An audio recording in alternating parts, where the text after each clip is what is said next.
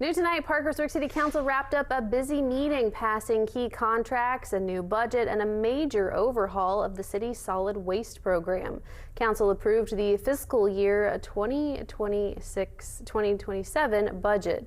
Members also greenlit a new bike rental agreement with Duke Rentals, bringing a downtown rental option to help residents and visitors explore.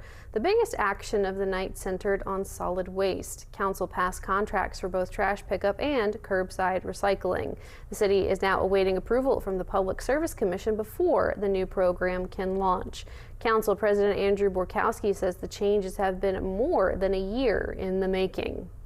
We've never been able to appropriately determine how much it costs to pick up trash and recycling. I think this new approach will make it beneficial not only for residents but also to reverse the model of using additional tax dollars to supplement the program.